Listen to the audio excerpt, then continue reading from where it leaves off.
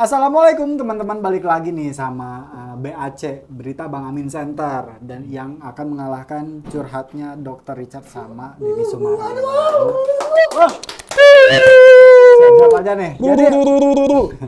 Jadi di section now we are talking about mythos or fact about gadget. Jadi buat teman-teman nih, terima kasih yang udah menitip pertanyaan. Sekarang Bang Min lagi sama, udah tahu lah ya. Bang Min lagi sama Kang Fikri Rinaldi nih, pakar IT di Bang Amin Gadget. Sekarang kita akan ngomongin mitos atau fakta nih Kang. Oke. Seputar gadget. Yang Seputar pertama nih, gadget. seputar gadget. Mematikan segala aplikasi yang menyala di background dapat menghemat baterai. Mitos atau fakta? Fakta. Fake ya berarti, fakta. Kenapa nih fakta? Karena mematikan sebuah proses background adalah salah satu upaya untuk menghemat resource memori dan penggunaan baterai, dikarenakannya kinerja dari sebuah prosesor menjadi berkurang. Seperti itu, guys. Jadi fakta. Fakta. Oke, nomor 1 fakta nih ya teman-teman. Lanjut ke nomor 2 nih Kang. Ini agak sulit. Menghabiskan baterai sampai ke 0 di awal-awal menjaga handphonemu. Benar atau fakta kan? Misalkan kalau yang baru beli HP nih, suka ada dari pabrikannya teh misalkan 50%, harus sampai habis dulu nih, sampai 0 itu gimana tentang mitos atau fakta itu sebenarnya ngaruh apa enggak sih gitu? Wah, sulit banget Sulit ya? Sulit banget ini, sumpah. Kayaknya aku harus Lebih kesulit apa enggak jelas pertanyaannya? Kayaknya harus kuliah S3 dulu. Oke, kuliah S3 dulu. Sambil minum-minum mungkin ya. Ya, Yanto. Mana nih Yanto? Yanto. Yanto. Ini dia. Nah, minum dulu nih. Oke, bisa minum dulu Kang. Minum ya? Minum dulu. Oke. Terima kasih Yanto. Buat yang mau sponsor juga kopi ABG atau mie Shadow. Michelor bisa. Michelor bisa. Boleh, di sini masih kosong, silakan. Oke, gimana nih Kang tentang tanggapan nomor 2 nih? Oke, secara ilmiah bisa disebut jika itu pada tahun 90-an atau 90 ke bawah, proses untuk menghabiskan daya baterai itu cenderung fakta. Tapi kalau sekarang adalah mitos. Kenapa bisa berubah? Kenapa? Karena teknologi baterai sekarang itu Nah, kenapa? Lucu lumayan. Kenapa tuh Kang? Jadi teknologi baterai sekarang itu udah sangat-sangat canggih ya teman-teman gitu. Jadi kalaupun kalian misalkan menggunakan baterai mau itu handphone baru atau handphone yang second gitu ya, sebenarnya tidak ada masalah itu untuk apakah harus dihabiskan terlebih dahulu atau tidak. Karena ya sel-sel dalam baterai di sekarang itu udah sangat-sangat canggih gitu. Perkembangan teknologi lah ya. Perkembangan gitu. teknologi. Jadi buat yang nanya kalian hidup di tahun berapa nih? Misalkan Betul hidup di tahun sekali. 70, nah berarti pakai yang teori pertama gitu. Teori pertama, betul. Oke. Semoga terjawab ya. Ya, itu berarti biasanya untuk kalibrasi baterai ya. Kalibrasi baterai. Betul.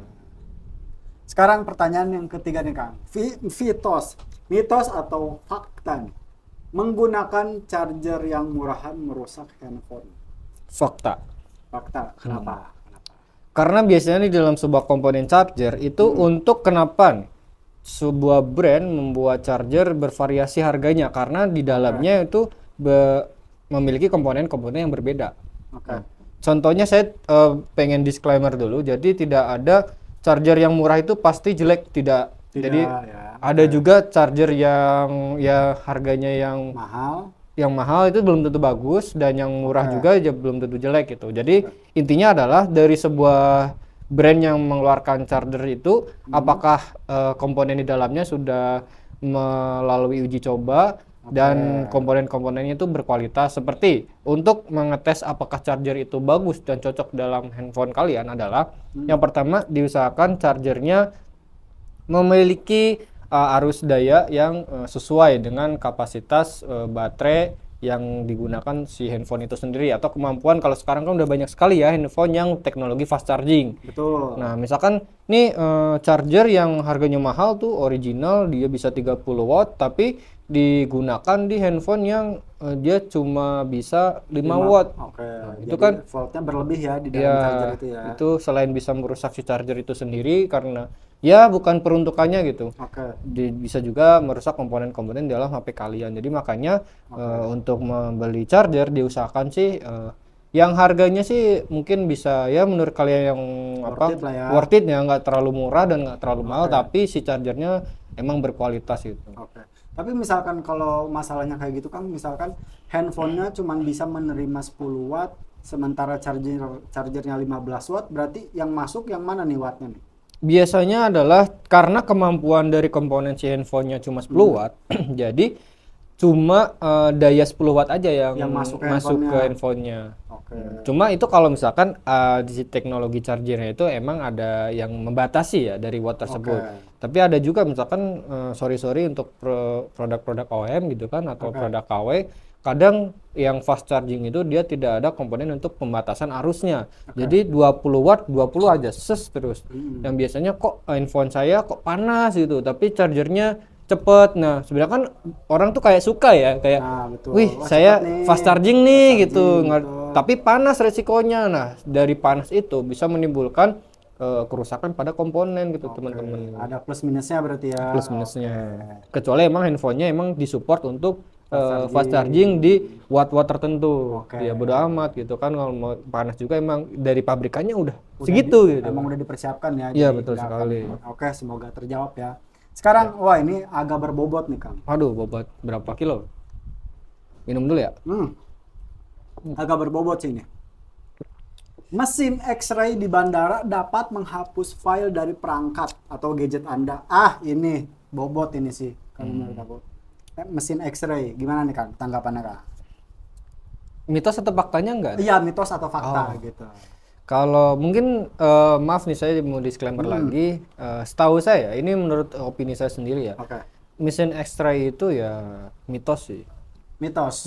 Karena mesin X-ray dia hanya menyebarkan gelombang yang dimana dia hanya untuk menangkap ada komponen logam atau tidak seperti itu. Jadi tidak berpengaruh terhadap data kalian kecuali nih. Ada kecualinya ya. Ya, kecuali misalkan IC NAND flash atau memori yang ada di handphone kalian atau di SSD kalian atau di flash disk itu emang terbuka ya, seharusnya terbuka dan itu terpengaruh kepada sinar yang dipancarkan oleh si X-ray tersebut. Nah, biasanya itu juga sinar UV itu bisa merusak komponen dari si data-data yang ada di main flashnya itu. Seperti itu. Tapi itu jarang terjadi kan? Terjadi karena kan memori itu ada di dalamnya, gitu. Jarang sih gitu. Nah, gitu teman-teman. Menarik banget. Nah, yang selanjutnya mungkin ini mitos atau fakta nih Kang, yang sangat menarik. Nonton podcast ini dapat diskon. Gitu dia. Mitos ya? Oh, mitos. Enggak. Kalau ini fakta teman-teman. Jadi buat teman-teman yang nonton podcast ini akan mendapatkan diskon jual beli laptop itu 5%. Nah, ini tinggal di screenshot aja, cuman ini masih 10%, ternyata 5% ya teman-teman. Jadi teman-teman tinggal screenshot aja podcast ini, teman-teman akan mendapatkan cek gratis dan servis HP dan laptop itu diskonnya 10% nih teman-teman. Kalau ini nggak ada mitos, ini fakta teman-teman. Coba. Ini yang fakta ya? Ini Oke yang fakta. teman-teman, karena ini fakta saya deketin ya biar jelas. Nah, ini fakta ya teman-teman Tadi udah ya. ada tuh satu tuh nyangkut tuh lumayan ya. Ini yang ini fakta teman-teman. Masih usaha. Nah, lanjut lagi nih Kang, pertanyaan selanjutnya. Oke, gas. Tadi udah agak lumayan daging nih. Ini daging lagi nih Kang. Berhubungan dengan yang namanya optik. Optik apa? Las maksudnya kan. Krik krik krik. Editor jangan lupa ya nanti kasih suara sound krik krik krik. Sekarang berhubungan dengan optik nih. Oke. Kamera dengan lebih banyak megapiksel menghasilkan gambar yang lebih baik, mitos atau fakta? Menghasilkan gambar yang lebih baik, mitos atau fakta? Yang lebih baik ya sekali lagi. Ini membahasnya cuma komponen hardware-nya aja ya? Betul, karena menghasilkan gambar yang lebih baik atau enggak. Yang perlu digarisbawahinya lebih baiknya ya gitu. Oke. menurut saya adalah mitos. Mitos. Menurut Kenapa? saya ya, menurut saya. Oke, kenapa nih? Ada sebab akibatnya pasti. Karena kita bisa melihat teknologi yang ada di pada kamera iPhone. Betul. Dia cuma 12 megapiksel bisa melawan handphone Android dengan sekelas yang 20 megapiksel, bahkan yang 50 megapiksel. Kenapa? Karena di sebuah hasil dari cipratan kamera itu ya, tidak hanya mengandalkan dari sisi hardware-nya saja teman-teman. Jadi dari development sebuah brand handphone atau kamera itu harus juga mempersiapkan tentang pengawasan. Oh, sorry Kang, mau minum, haus. Wah, haus Kang, haus. Telur puyuh mau? Berarti apa artinya sebuah megapiksel Kang kalau gitu Kang? Berarti. Oke, jadi gini, biasanya untuk di ranah profesional fotografer, megapiksel itu acuannya adalah semakin besar megapikselnya, berarti detail-detail di dalam sebuah gambar itu semakin bagus. Nah, contohnya misalkan 12 megapiksel, dia maksimal cetaknya di 8R ya. Oke. Nah, ketika udah mau cetak di 16 RP ke atas, dia udah mulai pecah tuh karena si piksel-piksel yang Pecah ya. diambilnya terbatas. Berbeda dengan yang misalkan 50 megapiksel. Nah, semakin besar megapikselnya juga, berarti yang diambil dalam satu jepretan itu sub-sub piksel yang ada di sebuah gambar itu semakin padat gitu ya. Seperti itu. Jadi kalau misalkan mau cetak foto dengan resolusi yang besar, pertimbangkan yang namanya megapiksel. Tapi kalau misalkan teman-teman ingin hasil yang bagus, pertimbangkan dari sisi softwarenya aja. Gitu. Berarti bisa disimpulkan bahwa pixel itu adalah HP Android keluaran Google. oh, nice. Oke, lanjut nih teman-teman. Berarti itu mitos ya. Berarti mitos teman-teman. Oke nih. Yang selanjutnya nih Kang. Komputer Mac tidak terkena virus karena banyak yang menganggap bahwa produk Apple itu kebal sama virus nih. Gimana nih? Itu ini mitos atau fakta? Betul. Ya. Ini menarik nih. Ini menarik. Kan? Coba ulang pertanyaannya. Apakah komputer Mac tidak dapat terkena virus? Tidak dapat terkena virus. Betul. Jawabannya mitos. Mitos ya. Betul. Kenapa? Coba. Kenapa? Jadi semua sistem yang ada di dunia ini itu pasti akan ada virusnya gitu teman-teman. Tapi kenapa komputer Mac ya? Mungkin Mac, iPhone atau MacBook, iMac itu atau Mac Mini atau ya segala produk Apple. Kenapa jarang sekali adanya terkena virus? Yang pertama adalah dari jutaan atau ribuan atau ratusan juta penduduk di Indonesia terutama ataupun di dunia itu lebih banyak menggunakan sistem operasi apa? Itu sudah pasti Android dan Windows. Betul sekali teman-teman. Jadi dari penggunaan sistem operasi juga lebih banyak yang digunakan adalah misalkan kita contoh Windows aja gitu ya. Berarti seorang hacker atau seorang pembuat virus dia pasti memikirkan jika saya membuat virus nih, capek-capek membuat virus, nah persentase yang udah bakal jadi korbannya lebih besar yang mana? Pasti besar yang pengguna Android dan Windows seperti itu. Tapi saya kembalikan lagi, kenapa yang di sistem operasi macOS itu yang keluaran di Apple jarang terkena virus karena base-nya itu Windows dan macOS itu berbeda ya teman-teman. Jadi kalau Windows itu dia emang menggunakan kernel yang buatan Windows Microsoft itu sendiri. Nah, sedangkan untuk macOS itu kernelnya berbasis Linux. Jadi Linux itu sebenarnya banyak sekali, ada Ubuntu, ada OpenSUSE, ada Linux Red Hat dan lain itu keluarga-keluarga Linux. Kenapa Linux itu jarang terkena virus ya penggunanya emang lumayan sedikit dan sistem keamanannya juga cukup ribet itu tentang permission di dalamnya. Berarti mitos ya tetap aja bisa terkena atau terserang virus ya. Bisa. Gitu jawabannya teman-teman. Nah, last but The last but The not Last least, of Korra.